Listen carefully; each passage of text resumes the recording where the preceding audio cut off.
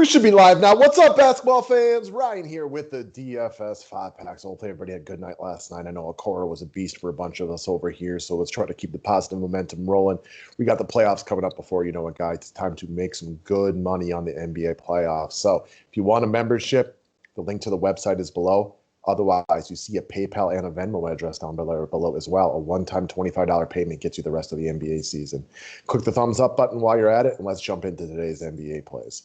Obviously, a lot is likely to change throughout the day, but we all know that at this point. It is the world that we live in of NBA DFS. So, as already mentioned, weekly and monthly memberships get both baseball and basketball. The link to the website is below. And that $25 payment, if you're just an NBA player and you don't mess with baseball, $25 for the rest of the season, including all the playoffs. Let's go make that money. Subscribe to the station if you're new to it. Let's start tonight by talking about the Toronto Raptors. I'm looking at earmarking Jalen Harris at 3,100 at the shooting guard position.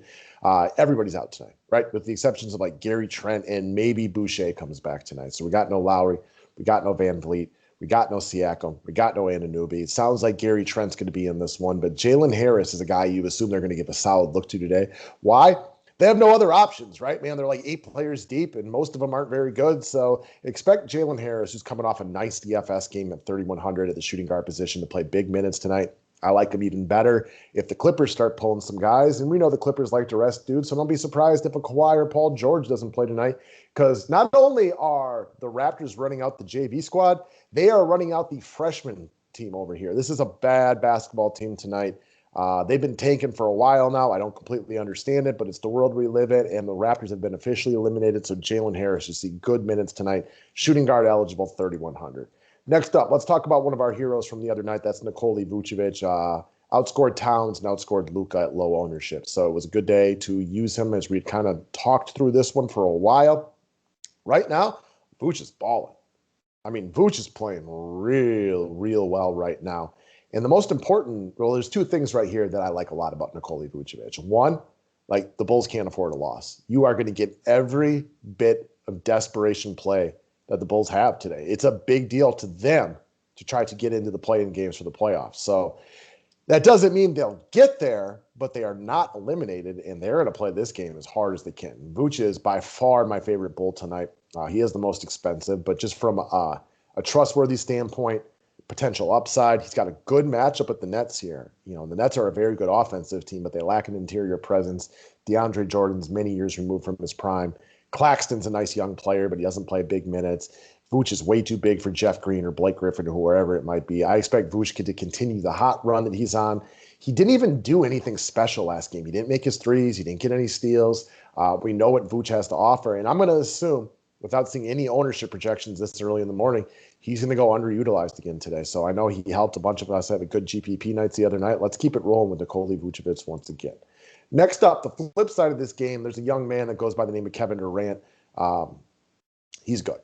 He's a real good basketball player. He's a really good scorer and a hell of a shooter. You guys all know this, but why are we going to play him tonight?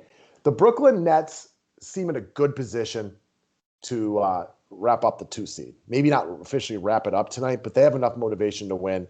After my Bucks beat them a couple times, I'm sure they'd like to stay ahead of them in the standings, right? You know, get an extra home game if needed or anything like that. Maybe they don't need it, maybe they do, but it doesn't hurt to have it. I expect KD to play to win tonight. You know, he was big for us the other night. I expect him to be, I don't know, he had a bad game against Dallas, but I think the rest of the game log kind of speaks for itself. I haven't heard anything about Harden coming back tonight, so I guess I didn't officially check if he's ruled out, but I don't expect him back anytime like today, definitely at the very least. See the game log for KD. He's playing awesome. Take away that Dallas game. He's been phenomenal. The Bulls will play their best defense today, but as I kind of gushed over the Drew Holiday, Kevin Durant matchup the other day and how great it is to watch Drew play defense, but how great it is to watch KD play offense, like that's the thing with KD every single day. You can play your best defense on him. You can't cover him. He's 6'11" with one of the silky smoothest jumpers we've ever seen.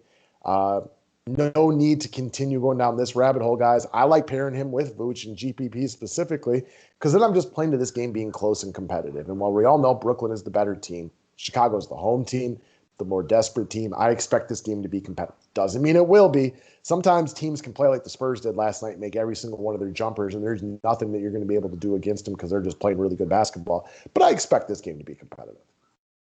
Next up, let's move over to long shots of the day. I'm going to talk about Danny Green. So within the modern NBA, and that's when I talk modern NBA, I'm talking, half the players don't play on a nightly basis, it seems like. There's always a lot of pay down options that people kind of gravitate towards. I don't think Danny Green's one of them today. So we know Korkmaz and Thibault have officially been ruled out, opening up and solidifying minutes on the wing for Danny Green. He already plays good minutes, but I mean, this makes his minutes and his production and his usage within the team even safer. What could even be an extra feather in the cap would be the loss of Joel Embiid tonight, who is listed as questionable with a non-COVID related illness. Philly's kind of got that one seed on lock, and I could definitely see Joel Embiid not playing tonight. Why? Let's get that big boy rested for the playoffs. We're going to have a knockdown, drag him out fight in the Eastern Conference, and you need every little bit of Joel Embiid you can possibly get. If that's the case, I like Danny Green even more, because as much as Dwight Howard will be an admirable fill-in, they're going to need to get their offense from somebody else. And when your number 2 superstar, Ben Simmons, is not offensive oriented, you can't only be Tobias Harris. Now, Danny Green's a really streaky shooter, but his second half has gone fairly well from the outside. The Pacers' defense sucks. I think most of you guys know that right now. There's a lot of pay down spots, and I'm just going to assume that Danny Green is not a guy that gets a lot of love tonight. Next up, speaking of guys that you can pay down to, let's check out Maurice Harkless, the Sacramento Kings. So it's been well established that the Oklahoma City Thunder suck.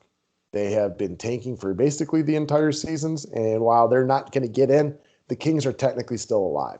Harkless was really good against OKC the other day, and he's lower risk than guys like DeLon Wright or Buddy Hield or Rashawn Holmes because of the money. Your fear when you play the Thunder is they are so bad that you're up by 30 at halftime. Some of these teams like the Magic and the Thunder that are just literally running out freshman teams. That's the biggest concern with them.